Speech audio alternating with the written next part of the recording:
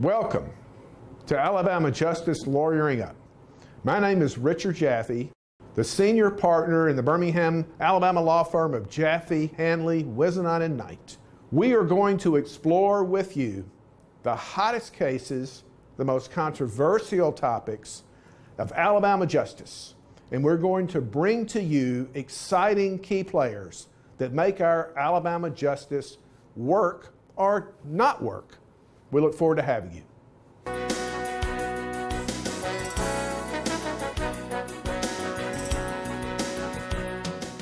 Welcome. I'm Richard Jaffe from the law firm of Jaffe, Hanle, Whisonant, and Knight.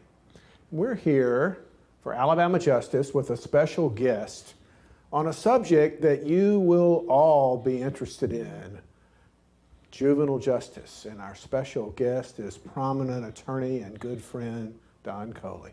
Welcome, sir. Thank you much, Richard. Great to be here.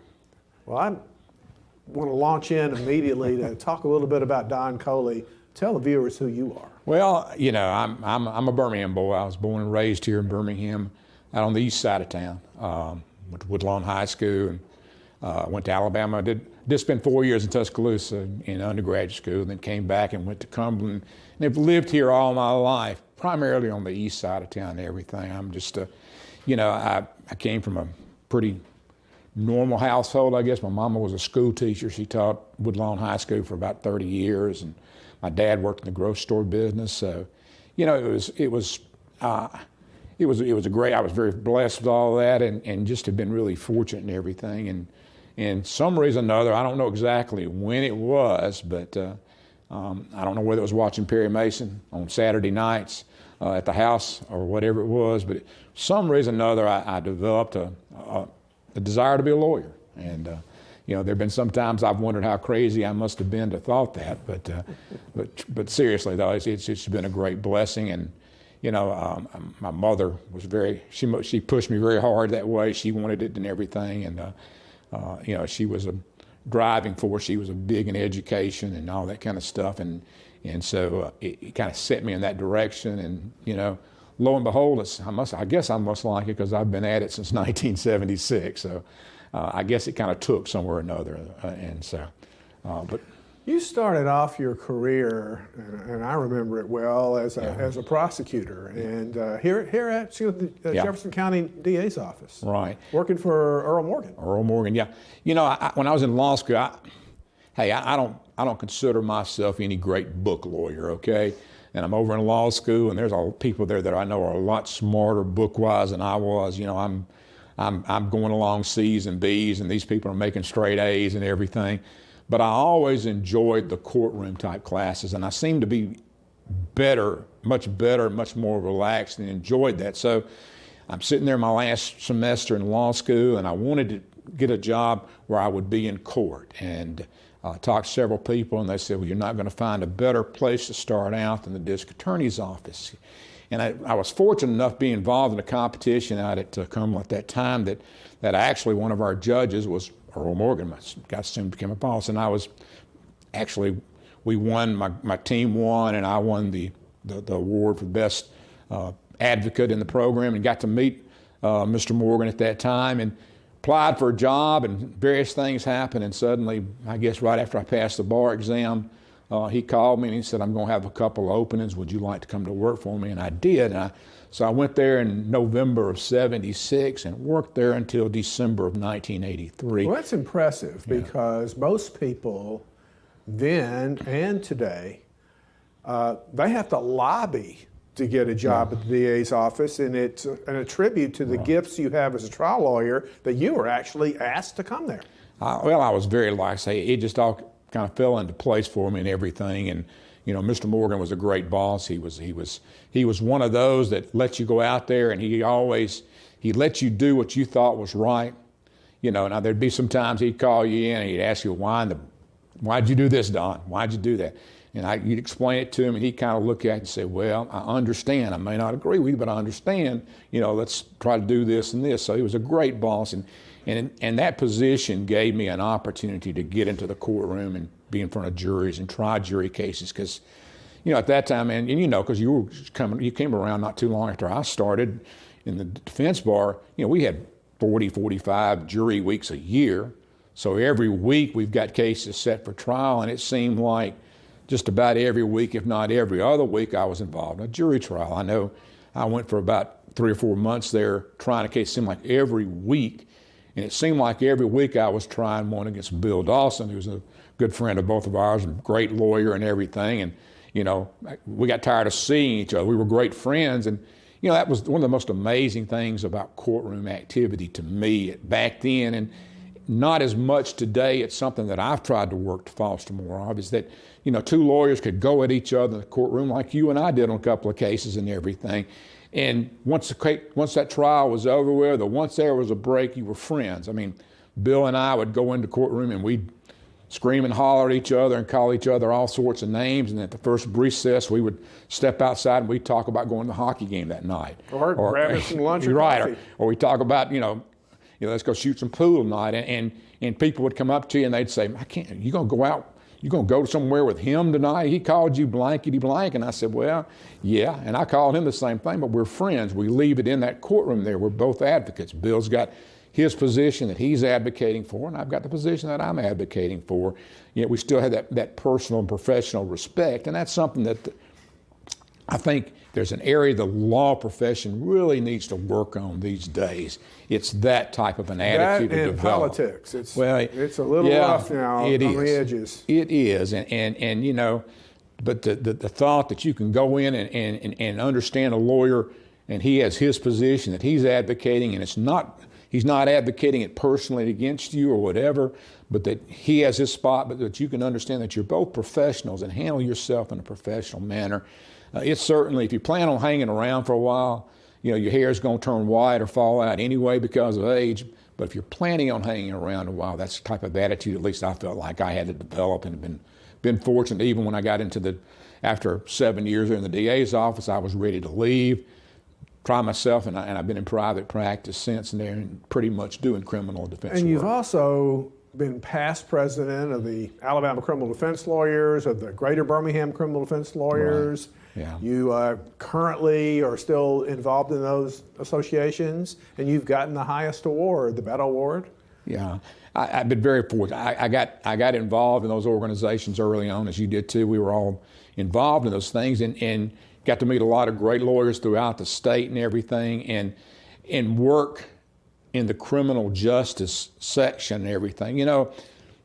Lawyers aren't very well thought of, to say the least. The clients that you and I represent in the criminal field, generally they're not very well thought of. They don't have a voice to speak up for them.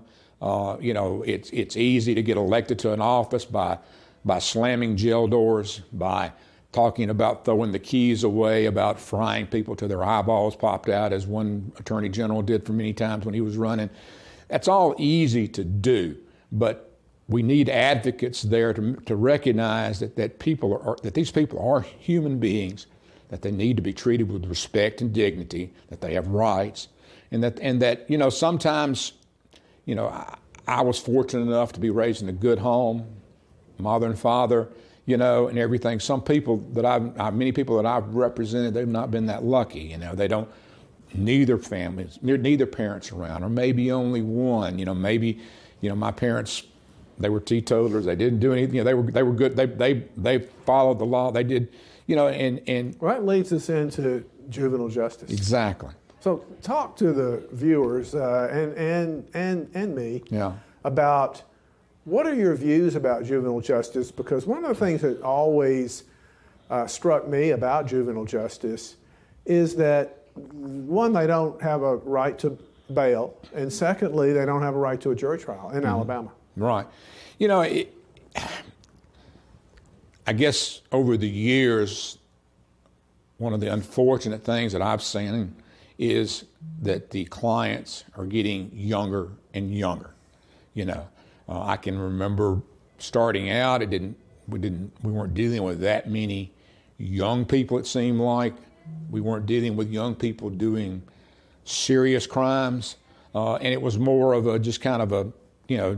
almost like, just boys will be boys type situations. And as time has passed, that has changed so much, and you sit there and you see your clients that are found themselves in circumstances where they truly don't understand how their conduct on one particular night is going to could possibly ruin them for the rest of their life. You know, they start out with 2 strikes against them because of background, because of education, lacking education, because of their home situations, because of.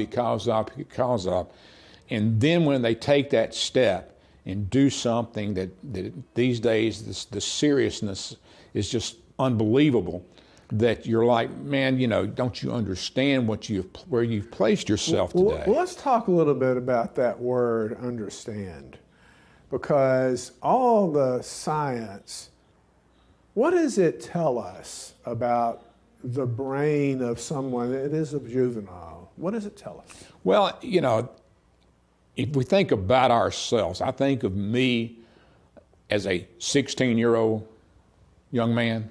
And I say young man, a 16-year-old boy would probably be the better way to put it. You know, I didn't have a lick of sense.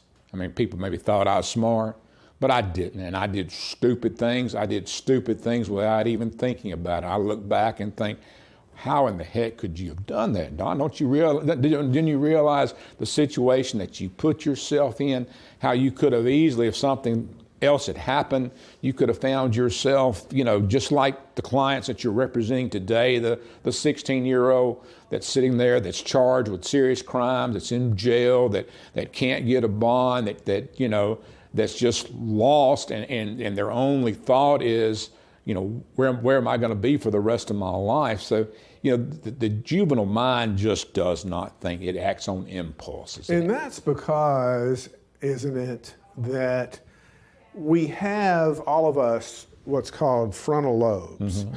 And the frontal lobes in the part of the brain is the executive function, and it really doesn't fully form until a person's between 18 and 22. Right. And a lot of people don't realize how that affects one's ability to make good judgments. Yeah, I mean, it's just, you know, and we, you know, maybe my judgments at 16 were not as drastic as some of the people I'm dealing with, grant you that, but they're certainly, looking back later on down the road when my brain's at least functioning much better, hopefully much more mature acting and everything and understanding things in life, I saw the insanity of those things.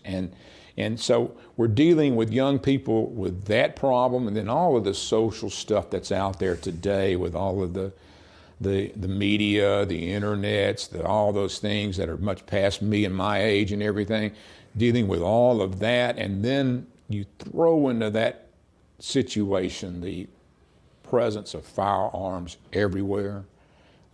And substances. Yeah, you throw in the drug abuse and everything, the drug, you know, I think, you know, today, it seems like I almost want to, if a young person comes in to see me, a juvenile or something, and he's telling me about how he got in a fist fight with somebody, I almost want to shake his hand and reward him for actually just a fist fight. That when we were kids, that's what we did. You know, right. You know, you'd have a fist fight out in the parking lot, and then 9 times out of 10, you'd shake hands, and that night you were out there, you know, doing something with each other. You know, it's just the way it was, and you almost want to reward somebody when you so rarely see that today. Instead of thinking, well, I've been disrespected. It's a different perspective and a different bar. Right. Let's do this.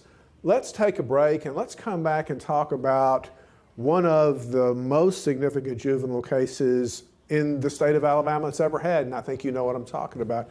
We'll be right back. Stay with us.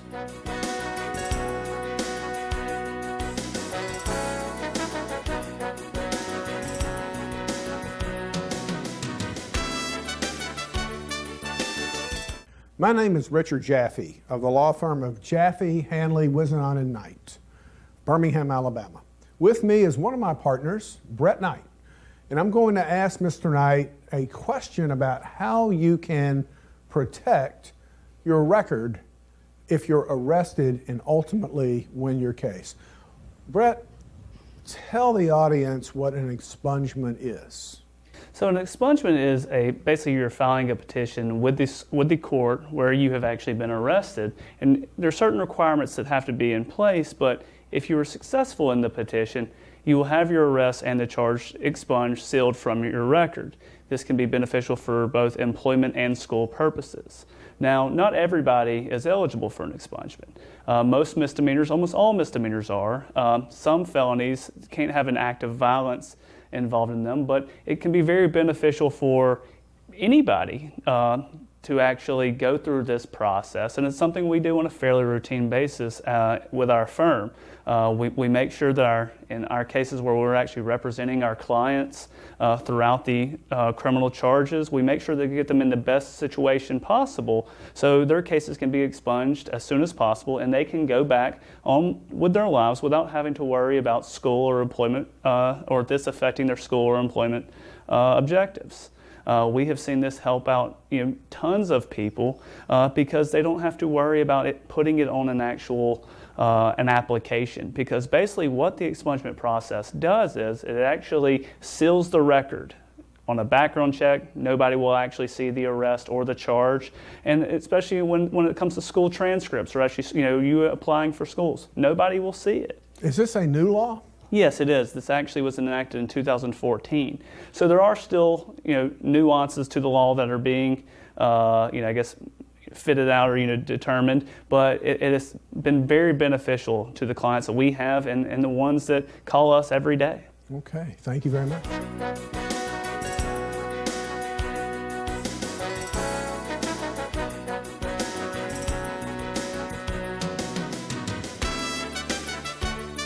Welcome back to Alabama Justice with our special guest, prominent attorney Don Colee. Okay, well, we were talking about juvenile justice, talking about the differences in the juvenile system. Let's talk about a case that both of us have been very involved with, and you know which one I'm talking about. Talk to us about that. Well, we so often see situations with young people, we were talking about them, where they're suddenly facing these serious charges, tremendous time in jail, things of that nature. There's no hope. My life's over, and it's so easy for them to develop that type of attitude, and for the general public to think, well, this person's been involved, done these particular things right here. There is no hope for them to change as a person. So